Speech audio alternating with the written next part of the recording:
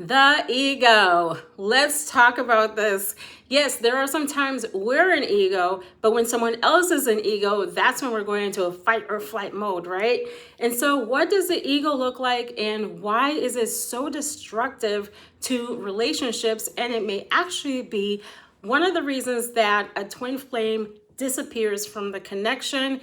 You know, you believe it's mostly energy, but a lot of times ego plays a role in this as well. Hi, my name is 𝐏𝐫𝐞𝐫𝐞, and for over 5 years, I've helped twin flames heal from the pain brought on by this journey, to prepare for reunion, and to re-enter physical reunion till they come into a place of peace, balance, and feeling whole within. And so I am back. I'm back to doing videos like this. Usually I go live every Wednesday, and I'll continue to go live because I really love to connect with each and every one of you. But I also love doing videos like these. So if you haven't subscribed to my channel, go ahead and do so now, so you'll be notified whenever I upload a video like this one, and especially when I go live and I get to answer a lot of your questions.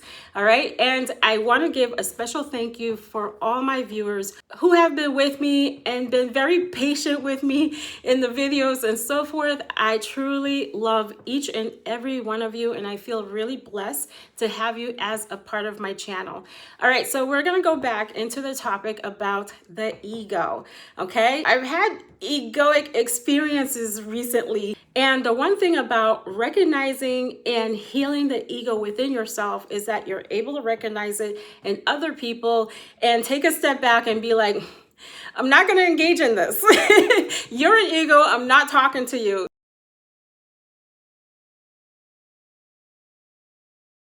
You know, the ego is really I call it's a representative of limiting beliefs and fears that you have inside of yourself.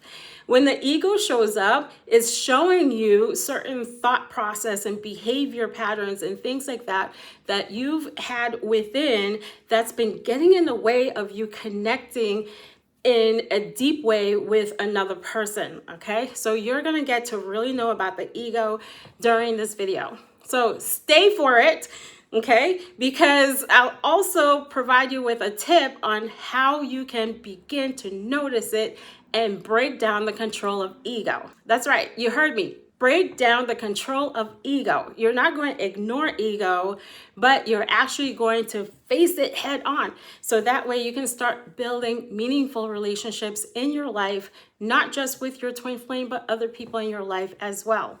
So how does the ego destroy connection? One way it does this is by being right all the time. Keep in mind, if this video offends you in any type of way, it is not my intention. My goal here is to help you experience healing within and to remain connected with the people you feel a great connection with in your life, especially your twin flame. All right, so have you had moments where you couldn't see the other person's point of view and you're like, I'm right. You're feeling right all the way. Maybe there's a part of you that's just like, no, but it's this way. No, but it's this way. You got it. The ego likes to be right. Okay. And by being right all the time about something, it invalidates the other person's thoughts and feelings, concerns, and things like those. So one of the ways to overcome that is to acknowledge it and to be open to hearing the other person's point of view and letting them know, I hear you. Okay. So another way ego shows up is, I know what they're doing.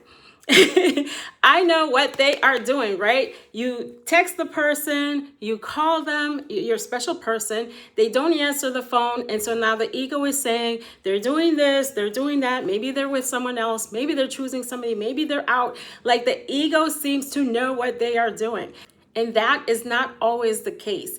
It becomes super important to go zip, zip, zip to the ego that seems to know it all.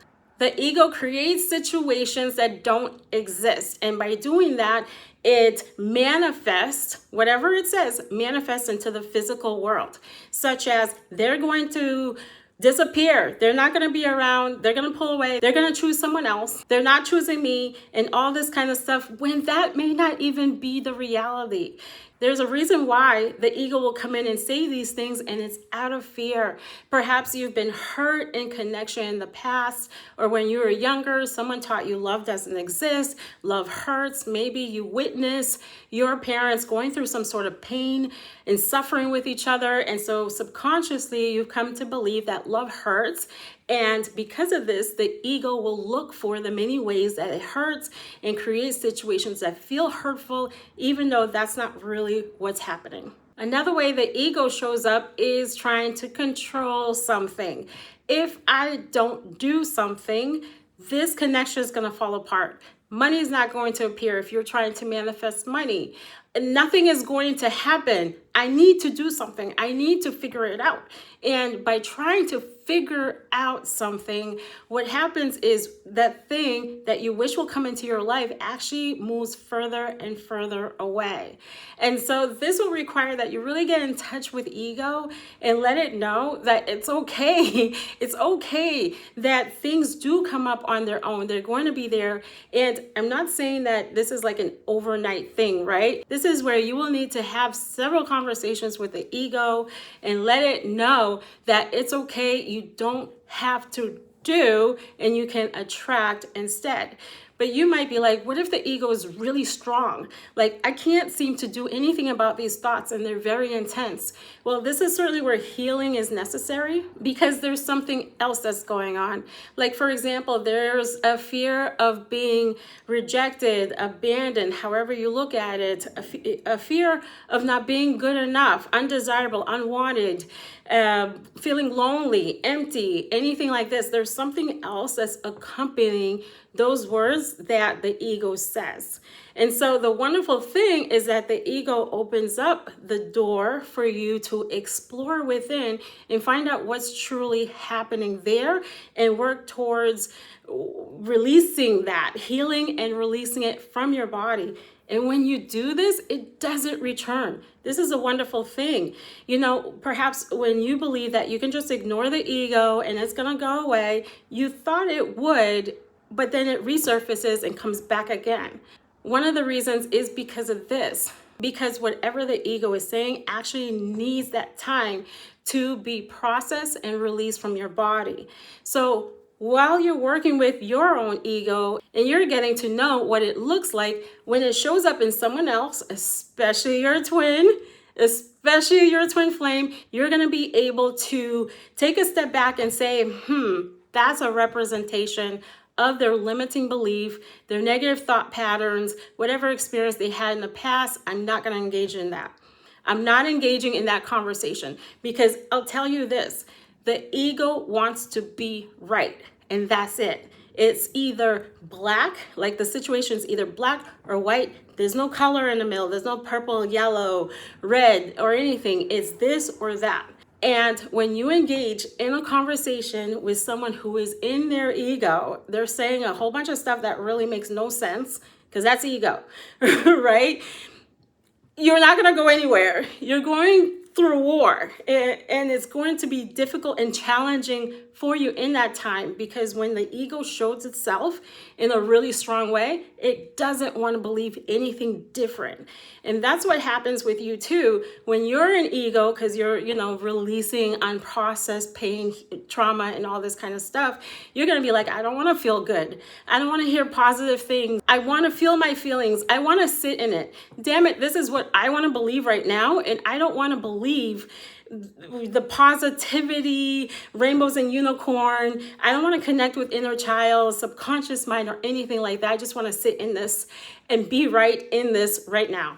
That's ego, okay? And you might believe the ego shows up constantly.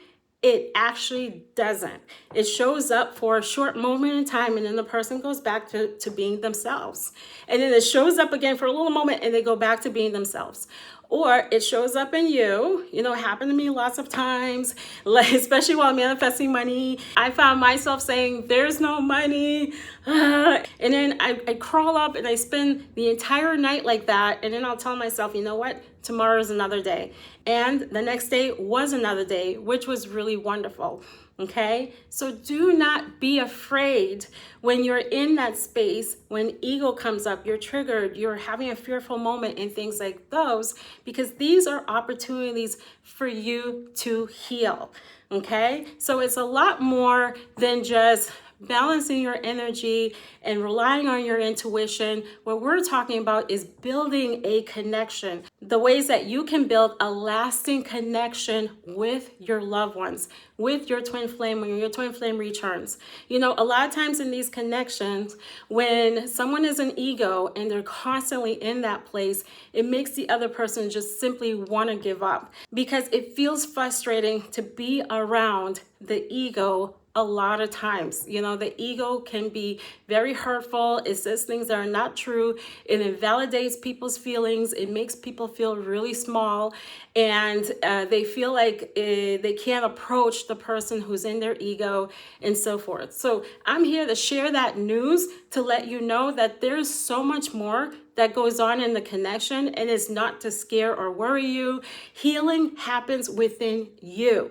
You focus on you and not trying to create anything with the other person. You focus on bringing yourself to a better place with yourself, coming to a place of peace and zen and understanding of yourself and the people around you. And when your twin flame comes back in and you're in that space already, you're able to maintain this connection long term, because your twin flame does want to be with you when the choice has been made. When your twin flame returns, it is for that purpose. It's not for anything else.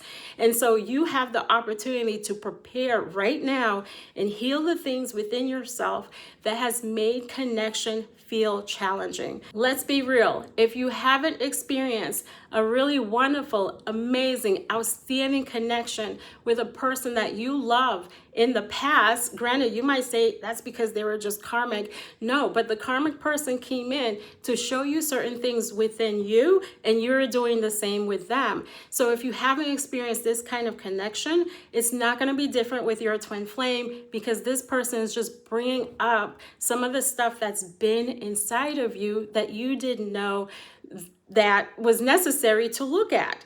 And, you know, I certainly don't want you to feel guilty or bad about anything. Schools just really don't teach this. I blame it on the schools, okay? I blame it on society, upbringing, the people before us who couldn't understand connection, so they couldn't display it. They couldn't talk about it or anything like that. That's what you're healing, so you can experience the connection you truly want to have with your partner who really loves you.